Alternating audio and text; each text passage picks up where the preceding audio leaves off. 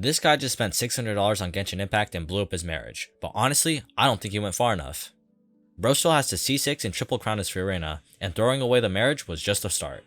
So today, let's explore the depths of Genshin degeneracy and see how far we can take this game. The Genshin min-maxing journey has 5 aspects: character level, the weapon, talents, constellations, and artifacts.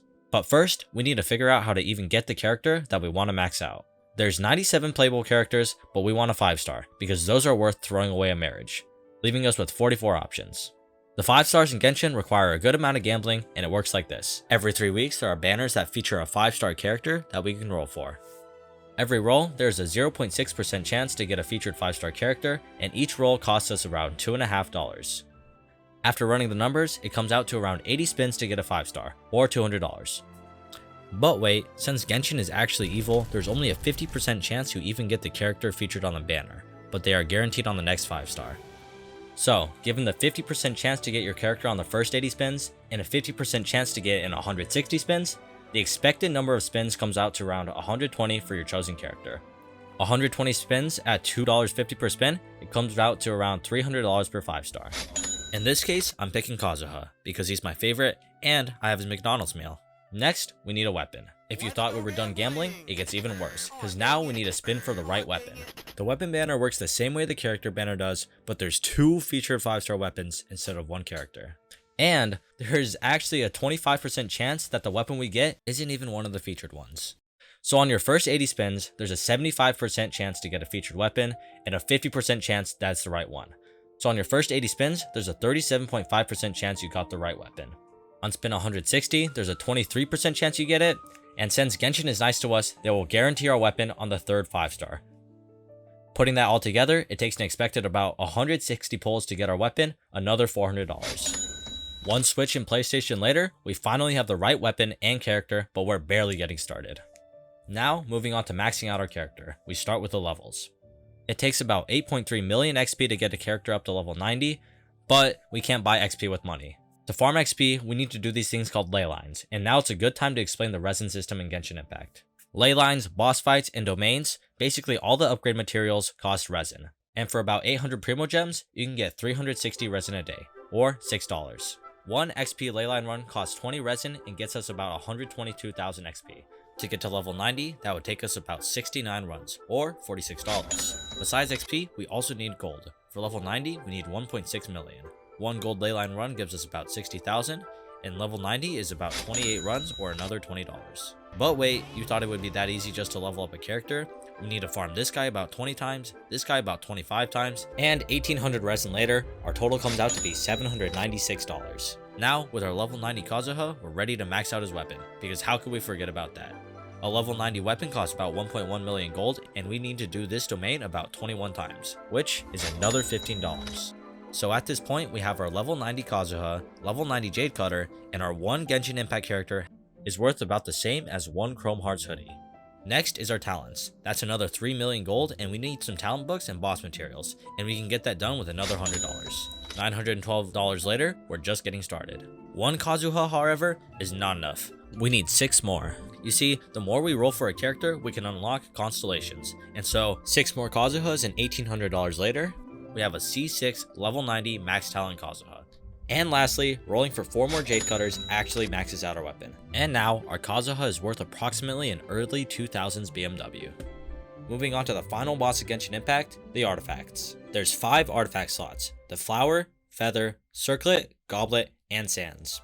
When looking at an artifact, there's 3 factors that determine if it's good or not. 1. The main stat, 2. The substats, and 3. The set. Starting with the main stat, each of the different 5 pieces have a specific main stat that we're looking for. Flowers and feathers always come with a set main stat of HP and attack. The sands has 5 options, but since we're here to max out our build, we want attack. Circlets have 7 options, but crit damage and crit rate are both good. The goblet though is rough. With 12 different options, we need the right elemental bonus, in this case Anemo. Next, we get to the substats. Artifacts have up to 4 substats and there's 10 to choose from. But the only 2 we care about are crit rate and crit damage because those are most optimal for DPS.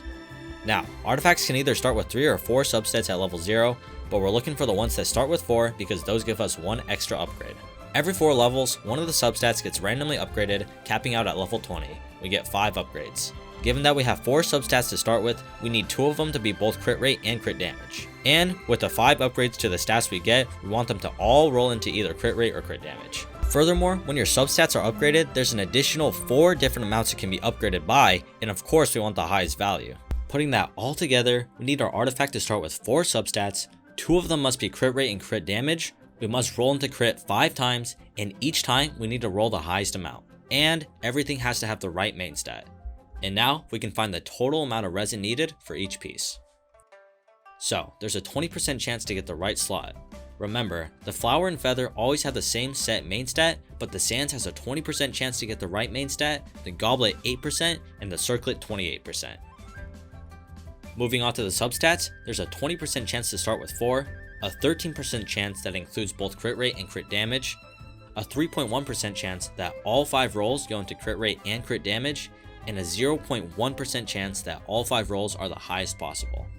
Now, the chances for each piece to have the right main stat and substat is the following. Our feather and flower are 1 in 620,000, our sands 1 in 3.1 million, our goblet 1 in 7.75 million, and our circlet 1 in 2.2 million. Now, the chances for each piece to have the right main stat and substat is the following, which runs us about 285 million resin, but we can't forget about the set. When an artifact drops from a domain, there's 2 different sets it can come from, but we're looking for 4 out of 5 of them to be Viridescent Verinar.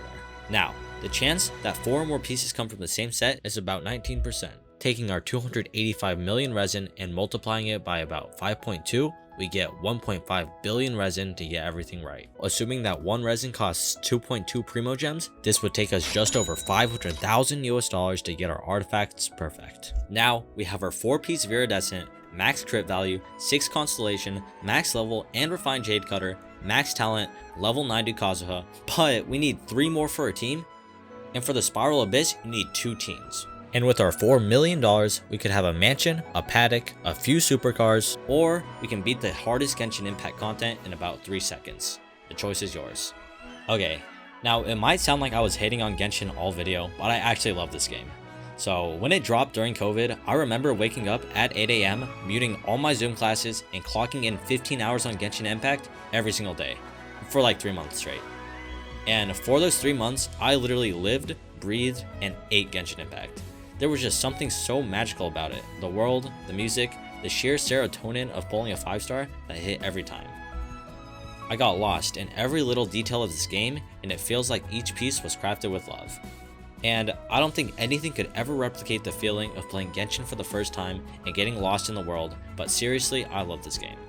I could actually glaze every part of this game, but I know that when I tell people, yeah, I play Genshin Impact, they immediately think of the Gunnar whales who spend $600 on their favorite character, but there's actually so much more to the game than that. I want to personally thank miHoYo for the effort they put into this game, the teams behind this beautiful music and design, and the best part is, you can play it for completely free.